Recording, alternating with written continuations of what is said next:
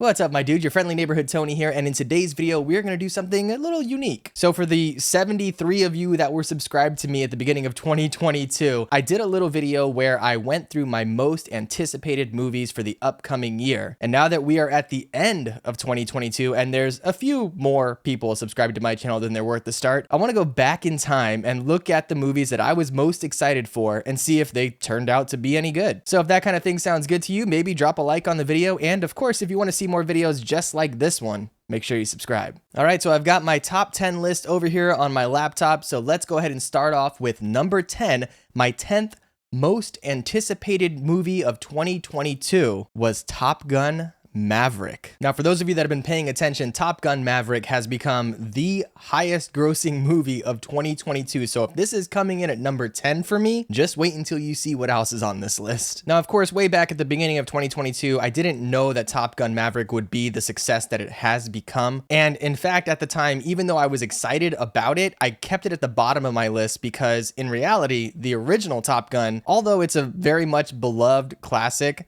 it really wasn't that great of a movie. To be fair, it was really kind of just a cheesy summer action movie. And if not for some of the more ridiculous scenes in that original movie and a couple of quotable lines, I don't think that it would be as beloved as it is to this day. So going into Top Gun Maverick, my expectations were kind of in check. I expected that it would be a fun movie, but I didn't expect that it would be something so monumental that it almost single-handedly turned the movie industry around in 2022. Up until this movie came out, movie theaters were kind of just limping along, waiting for the next big Marvel movie to come out. And this really showed that the summer blockbuster was here to stay. And now, of course, Top Gun Maverick at this time is the highest grossing movie of 2022.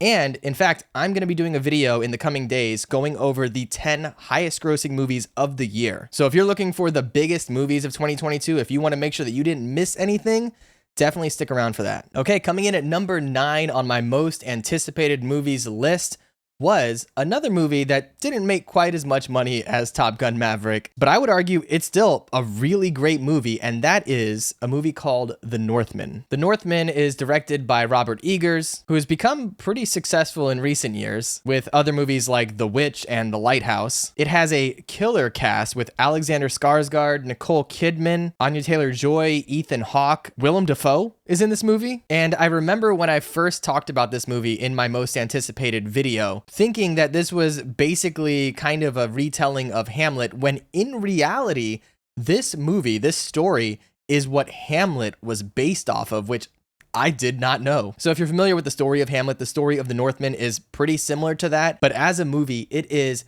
absolutely brutal. It is a spectacle. It's definitely not for kids, but if you're into those old school, real visceral action movies with a compelling story, kind of like something like Braveheart, then I think The Northman is one that you absolutely should have on your list. All right, coming up next at number 8, and really so far, I feel like I've knocked it out of the park, but at number 8, I had Avatar: The Way of Water, which I know is kind of crazy that I had that all the way down at the bottom of my list, but to be fair, I didn't know that Avatar: The Way of Water would be as successful as it has become. I had an expectation that it would probably make a decent chunk of change, but based on the fact that we had to wait 13 years for this movie and that it had gotten pushed and pushed and pushed, and really based on the fact that the original Avatar didn't have the deepest story or most compelling, I really felt like this one might be a visual spectacle, but it was really going to be like something we had already seen before. And although I do have some issues with this movie, it cannot be denied the impact that it's had on society and on moviegoers as a whole. As of right now, it is second place only to Top Gun Maverick in its box office. And honestly, it's only been out for a couple weeks, so I expect it to pass Top Gun in the coming weeks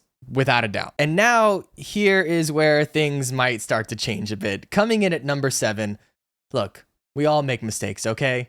I'm not perfect. I'm just like you. But at number 7, just above Avatar, I had Thor: Love and Thunder. Now, here's the thing. Thor: Love and Thunder is not that bad. It certainly has a lot of issues. It's one of my least favorite Marvel movies. But coming into it, knowing that Taika Waititi was directing this one, just like he directed Thor Ragnarok, I had really high expectations for this movie. I did have a couple of issues going into the movie, specifically with Natalie Portman's character. And this is before I even watched this movie. I just knew that her character didn't quite fit into the world that Taika Waititi had built. But what I didn't expect is that not only would that be an issue in this movie, but what I perceive to be an even bigger issue is the movie kind of just felt like Taika Waititi unhinged or unchained. It didn't have a lot of that depth and gravitas that we had seen in Ragnarok. And I know Taika Waititi is definitely capable of that, not only with Ragnarok, but with a lot of his other movies that he's done. He's able to tie in that absurd humor with those real, genuine human emotions. But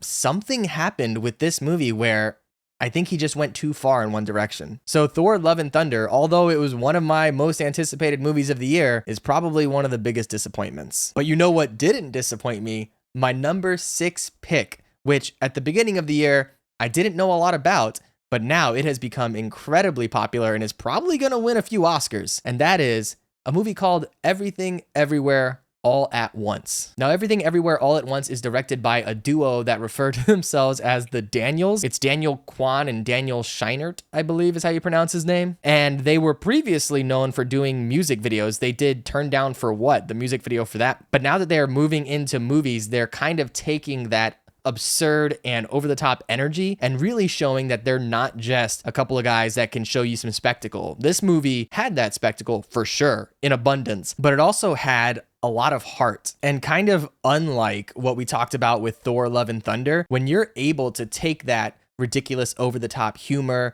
that unique perspective, and tie it into something genuine and emotional, that's magic right there. Of course, you also have the Queen, Michelle Yeoh, in this movie, who is fantastic, but not to be outdone by the return of Ke Huy Quan, which I hope I'm pronouncing his name right. He was Short Round in Indiana Jones. He was Data in The Goonies. And then he kind of stepped away from acting, at least in the States, for decades. And so it's so cool to see him make his way back, not only into acting, but into a role that he could really show what he can do. I mean, his character in this movie plays so many different aspects of his personality, and he is fantastic in it. I could totally see him getting nominated for a Best Actor award. Really, although I expected this movie to be fun and ridiculous and over the top, it has shown me that it is so much more than that. And really, I can't wait to see what the Daniels do next, and I hope they can keep it up. All right, coming up next at number 5 is a movie that I was so looking forward to, but also that I expected to not be as great as it could have been due to some pretty sad circumstances, and that is Black Panther: Wakanda Forever. Now, I absolutely loved the original Black Panther. I think Chadwick Boseman was incredible, not only in this movie, but in really his entire catalog. He was just a great actor and had the potential to be something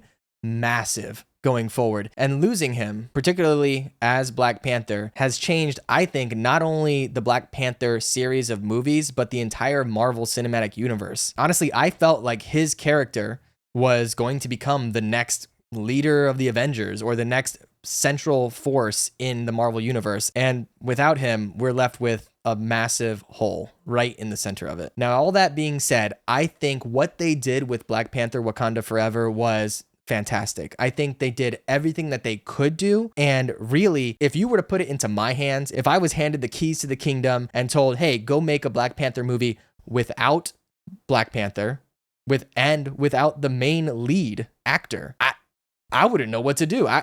What do you do? But they were able to take that and not only pay tribute to him in some really beautiful ways, but to expand and move the world forward in a manner that made sense and really worked. So kudos to Ryan Coogler as a director and really to the whole team for holding it together and creating something beautiful. Again, I do not envy them for having to carry this on, but they did an amazing job. All right, continuing on with another comic book movie. I'm noticing that there's a few comic book movies on this list. This one is not only another comic book movie, but it's another multiverse movie. We have Everything Everywhere All at Once, and now we have Doctor Strange: Multiverse of Madness. Now, this was my 4th most anticipated movie of 2022, and I know some people didn't really like it all that much.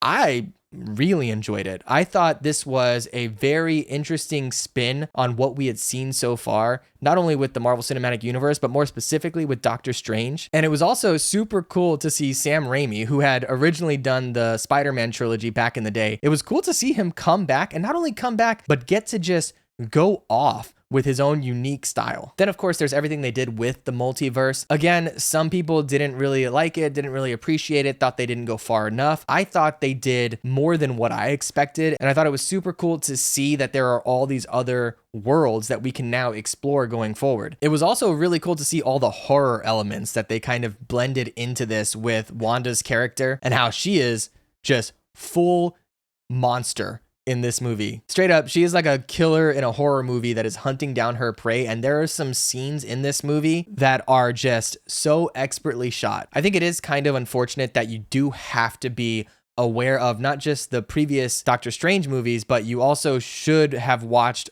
WandaVision in order to really understand everything that's going on in this movie. So the barrier to entry is a little bit higher than I would have hoped. But if you, like me, watched WandaVision and then followed it up with Doctor Strange in the Multiverse of Madness, I think it blends so well and continues that story in a way that was so satisfying for me. All right, so we're about to get into my top 3 most anticipated movies of 2022 to figure out if they were good or if maybe I had the wrong idea. And coming in at number 3 is a movie that, well, I'm not sure how to say this, but it didn't come out in 2022, although it was supposed to. And that is Spider-Man Across the Spider-Verse Part 1. Now, if you remember, this movie was originally supposed to come out in April of 2022. Then I think it got pushed to October of 2022. And then finally now, allegedly, it's coming out in June of 2023. But at the beginning of 2022, I expected it to come out that year. Unfortunately, it did not. I am still very much looking forward to this movie coming out. And if you want to know if it is still in my top 10 most anticipated movies of now 2023, make sure you subscribe to the channel so that way you can see that video. I'll be posting that in the next few days. All right, then coming in at number 2, my second most anticipated movie of 2022 was The Batman. And this movie is incredible. Now, if I can take you back, if you remember when Robert Pattinson was cast as the Batman, there was a lot of talk about it online, and a lot of fans were really upset and thought he was going to do a terrible job. But what I think happened here is something that's more important than simply if you think a particular actor is going to be right for a role, and that is the creators of this movie, more importantly, focused on, is the actor good? And Robert Pattinson has proven, despite all that Twilight stuff, he has proven to be a really, really good actor. And so even though you may have thought, oh, I don't see him as Batman, I mean, go back in time. Think about the 80s when Michael Keaton was cast as Batman and people were in an uproar about that. He's too small. He's just a funny guy. He's not really intense enough. But now everyone loves Michael Keaton as Batman. So I love that they thought outside the box when casting this, and not only with him, but Colin Farrell as the Penguin, he was ridiculous. Zoe Kravitz, who I'm generally not a big fan of. I've seen her in a few things and she never really wowed me. But in this movie, I thought she was great as Catwoman. The third act did stretch on a little bit, if I remember. But overall, I love the world that they built. I love all of the cast. I think they all did a great job. And I'm really curious to see where they take this movie. I know there are sequels and TV spin-off series that are planned, so I'm going to keep my eyes out for that. But really, this movie is probably the best Batman movie we've gotten since The Dark Knight. All right, here we go. Coming up on the number 1 most anticipated movie, or my most anticipated movie of 2022.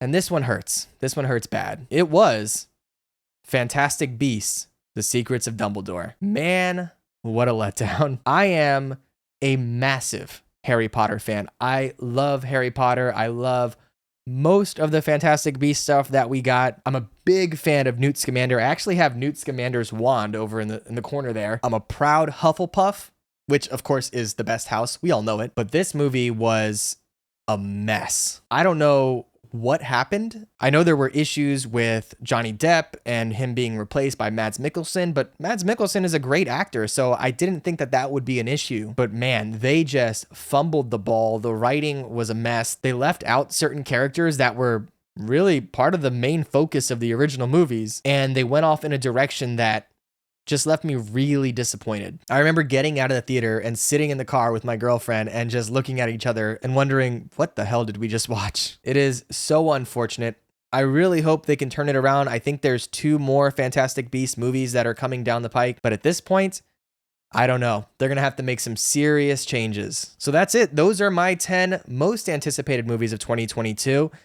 I think overall, I made some good picks there. Of course, if you want to see my most anticipated movies of 2023 video, I'll be putting that out in the next few days. Also, I've got a highest grossing movies of 2022 video that's going to be coming out where we go over the most popular movies of the entire year. So stick around for that. And now that we are at the end of the year, and this is probably going to be the last video I post before the new year, I do want to say thank you guys so much for those of you that have subscribed. I was looking back, and at the beginning of 2022, I had very few subscribers and really didn't know what I was going to do with this channel, but we have seen some incredible growth. A lot of you have jumped on board and I really appreciate that. I'm hoping that 2023 is going to be an even bigger year for us. And I just want to let you guys know that I really appreciate you spending your time here with me and for being willing to subscribe for more of my ridiculousness. So thank you so much. Let me know in the comments, what are some of your most anticipated movies for the coming year and what are some of your favorite from 2022? I'd love to know which ones you enjoyed. Otherwise, I'll catch you in the next one.